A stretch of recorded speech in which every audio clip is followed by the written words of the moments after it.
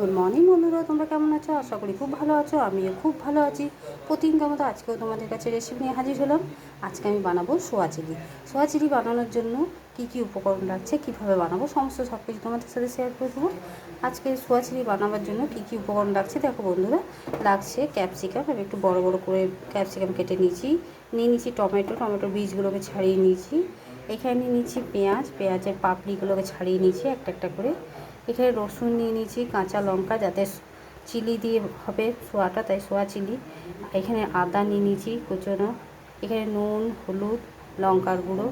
এখানে নিয়ে নিয়েছি সোয়াবিনটাকে আমি আগে থেকে জলে সেদ্ধ করে নিয়েছি। আর নিয়ে নিয়েছি এখানে লঙ্কা গুঁড়ো, হলুদ, এখানে আদা, রসুন কুচনো নিয়ে নিয়েছি। এখানে নিয়ে নিয়েছি ময়দা। আর এখানে নিয়ে নিয়েছি চিলি সস আর টমেটো সস আর সোয়া সস আর ভিনিগার আমি পরে নেব। এবারে আমি প্রথমে এইগুলোকে মেখে নেব। দেখো বন্ধুরা, মেখে নিলাম আমি হাত দিয়ে। তোমরা চাইলে একটা ডিমও দিতে পারো, ডিম দিয়েও মাখিয়ে নিতে পারো। আমি এমনি মাখিয়ে নিলাম। ময়দা দিয়ে মাখালাম, তোমরা কর্নফ্লাওয়ার ব্যবহার করতে পারো। এদিকে তেলটাও তো খুব ভালো মতন গরম হয়ে গেছে। এবার আমি একটা একটা করে ছেড়ে দেবো, নিয়ে ভেজে নেব। দেখো বন্ধুরা, আমি কড়াই দিয়ে দিয়েছি। আলতো হাতে হালকাভাবে নেড়ে চেড়ে নিয়ে লাল করে ভেজে তুলে নেব। আর নুনটা বলতে ভুলে গেছিলাম বন্ধুরা, নুনও দিয়ে দিয়েছি। এবার আমি ভেজে তুলে নেব, আর বাকিগুলো একই রকম করে ভেজে তুলে নেব। দেখো বন্ধুরা, বাকিগুলো একই রকমভাবে ভেজে নিচ্ছি। দেখো, লাল করে একটু ভেজে নিতে হবে, একটু কড়া করে। এবার আমি তুলে নেব। দেখো বন্ধুরা, সব ভাজা হয়ে গেল। এরপর আমি দিয়ে দিলাম রসুনটা হালকাভাবে ভেজে নিলাম। এরপর দিয়ে দিলাম কাঁচা পেঁয়াজ। তারপর দিয়ে দেবো আদা, কাঁচা লঙ্কা। পেঁয়াজটাকে একটু হালকা করে ভেজে নেব। এর কাঁচা লঙ্কা আর আদাটাও দিয়ে দেবো। কাঁচা লঙ্কা আদাটাও দিয়ে দিলাম। কাঁচা লঙ্কা আদাটা দিয়েও কিছুক্ষণ নেড়ে চেড়ে দেবো, খুব বেশি নয়, হালকাভাবে। এরপর দিয়ে দেবো ক্যাপসিকাম। দিয়ে দিলাম ক্যাপসিকাম। এবারে আমি একটু হালকাভাবে নেড়ে চেড়ে নেব, যাতে হালকা ভাজাও হয়, একটু নরমও হয়। নরম হওয়ার জন্য দিয়ে দেবো নুন, হলুদ আর লঙ্কার গুঁড়ো। দিয়ে দিলাম নুন, হলুদ, লঙ্কার গুঁড়ো। আমি টমেটোটা এখনও দিইনি, টমেটোটা একটু পরে দেবো। আগে এটা একটু হালকাভাবে ভেজে নেব, খুব বেশি ভাজবো না। দেখো বন্ধুরা, হালকাভাবে ভেজে নিলাম। তারপর দিয়ে দিলাম টমেটো। এইভাবে তোমরা বাড়িতে অতি অবশ্যই বানিয়ে খেয়ে দেখবে। আমি যেভাবে বানাচ্ছি সোয়া চিলি, দারুণ লাগে খেতে।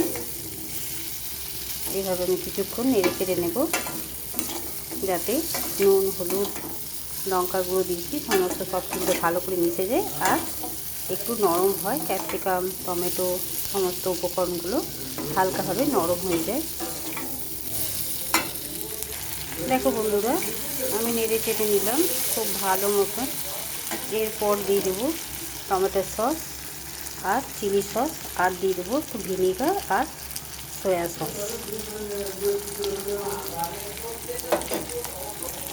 দিয়ে দিলাম 1 ঢাকা মতন ভিনিগার। আর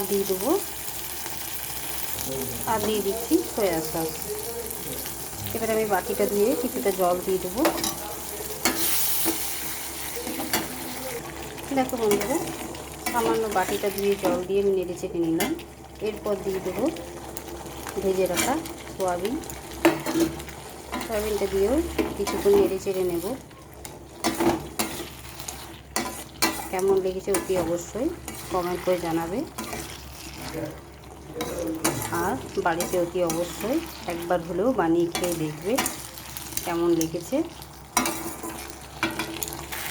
আর দিয়ে দিচ্ছি 1 চামচ মতন কর্নফ্লাওয়ার গুঁড়া জল। এরপর আমি আরও একটু জল দিয়ে দেবো। দেখো বন্ধুরা, বাটিটা দিয়ে আরও কিছুটা জল দিয়ে দিলাম। এটা একটু মাখা মাখা হয়ে গেলে আমি গ্যাসটাকে অফ করে দেবো। দেখো বন্ধুরা, আমার তৈরি হয়ে গেল সোয়া চিলি। তোমাদের কেমন লাগলো অতি অবশ্যই জানাবে। এবার আমি একটা অন্য জায়গায় ঢেলে নিয়ে তারপর তোমাদের কাছে ফিরে আসছি। দেখো বন্ধুরা, আমার সোয়া চিলি রেসিপিটা তৈরি হয়ে গেছে। তোমাদের কেমন লাগলো অতি অবশ্যই জানাতে ভুলবে না। ভালো যদি লেগে থাকে লাইক, শেয়ার এবং চ্যানেলটিকে সাবস্ক্রাইব করে দেবে আর সবার সাথে শেয়ার করে দেবে। আজকের মতো এতটুকুই। কালকে আবার অন্য কোনো রেসিপি নিয়ে হাজির হব। সুস্থ থেকো, ভালো থেকো, তোমরা আমার বন্ধু হয়ে পাশে থেকো।